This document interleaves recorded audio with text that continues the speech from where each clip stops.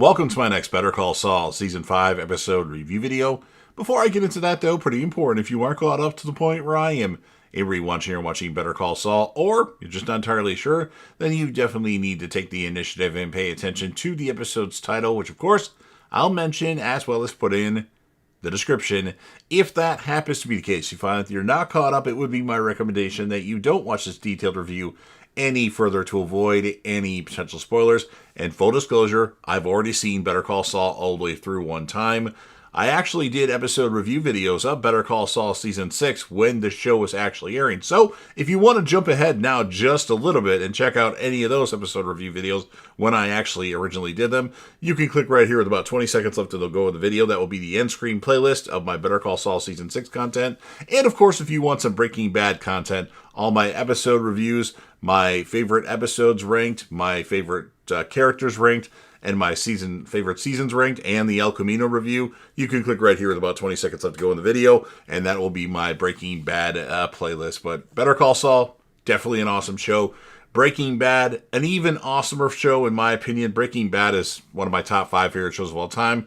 Better Call Saul is top 12, it might be top 6, it just depends on what happens after this rewatch. But I wanted to rewatch everything and let everything resonate. So, awesome show. So, join me on the journey. With all that said, this will be Better Call Saul, Season 5, Episode 9. The title of this episode is called Bad Choice Road. And this will be my review, reaction, recap after just finishing watching the episode.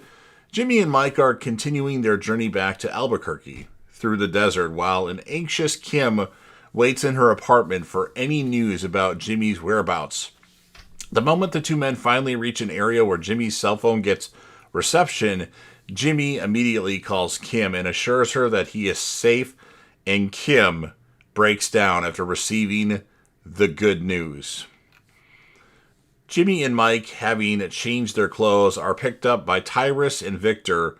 On the drive back into town, Tyrus and Victor explain that Gus Fring has sent men to clean up the site of the gunfight, but that Jimmy's wrecked Suzuki could not be located.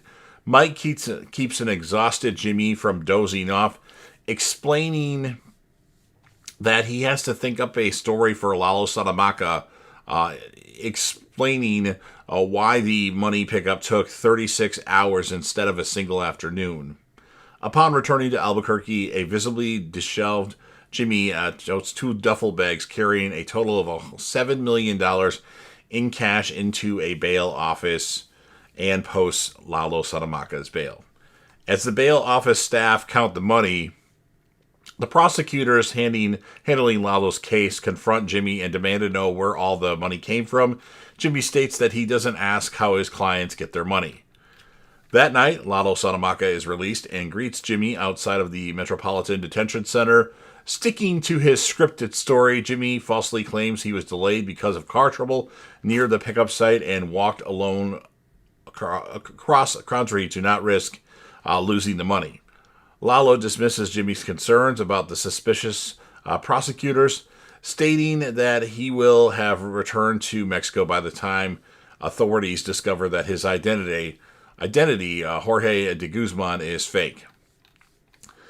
Lalo Salamanca condemns Jimmy for performing his job well and tells him that they will do big things together now that he is a friend of the cartel. Before he is picked up, Lalo unsettles Jimmy by casually revealing that Kim visited him in jail in Jimmy's absence. When Jimmy returns to the apartment, Kim tends to his sunburn and bruises while he tells her his cover story.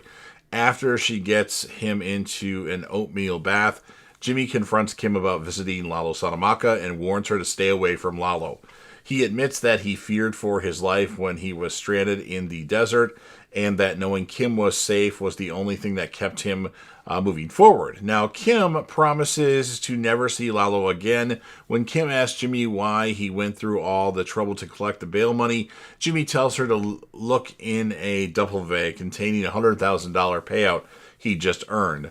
Unbeknownst to Jimmy, Kim discovers his bullet-pierced travel mug that she got him and realizes that Jimmy was, of course, lying.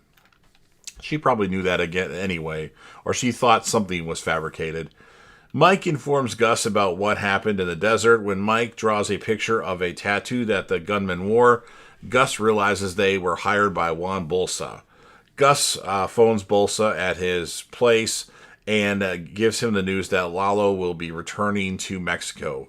He realizes and explains to Mike that Bolsa organized the attack on Jimmy in order to protect both Gus's business and his own.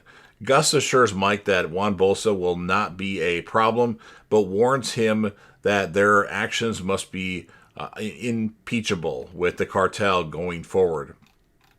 Before he leaves, Mike tries to argue that Nacho be allowed to stop working as Gus's double agent and expresses opposition to threatening Nacho's father. However, Gus tells Mike that he does not want to give up an asset and that Nacho must be kept under control as he is prone to betrayal.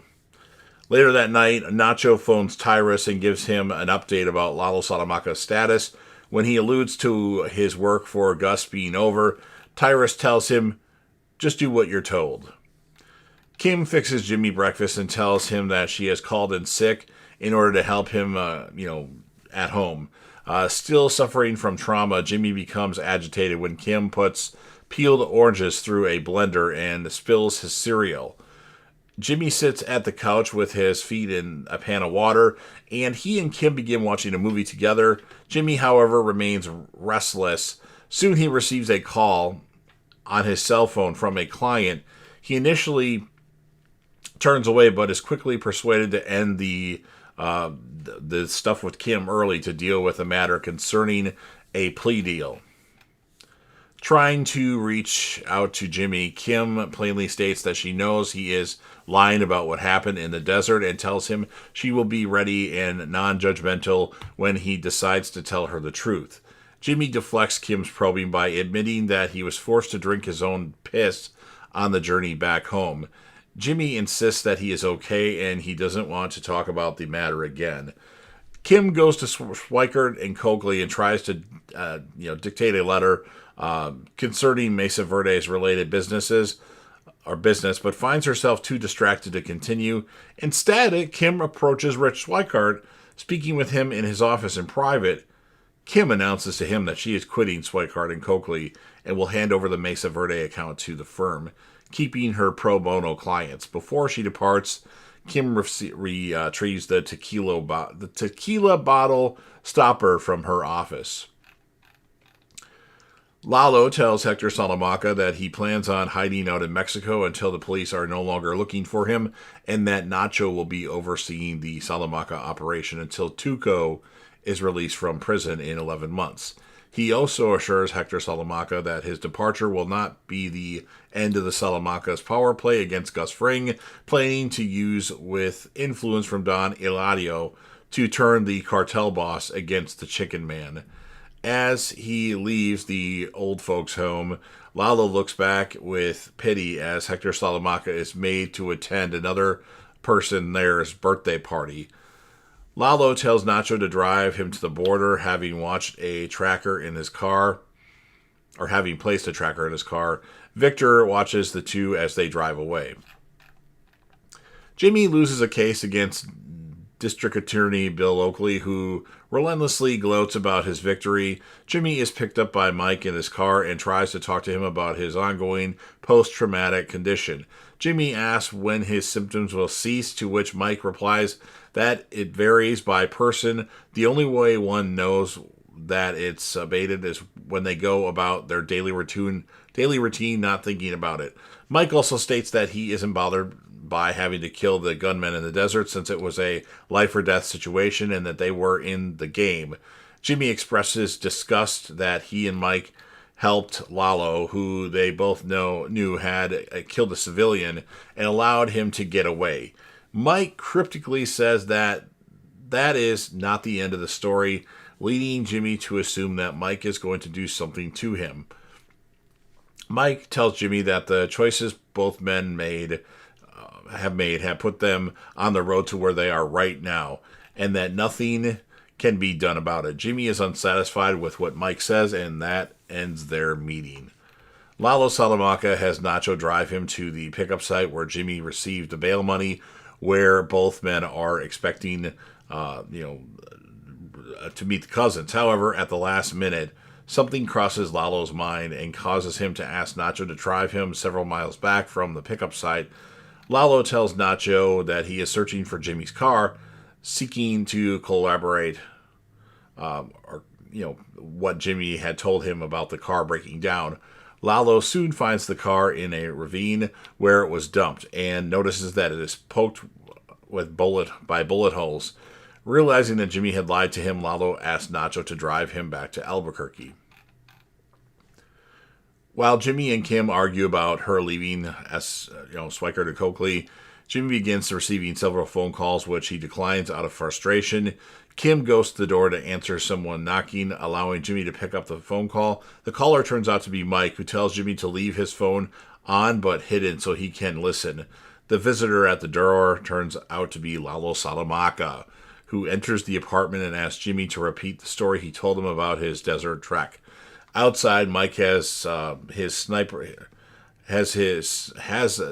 rifle trained on the roof from a nearby roof.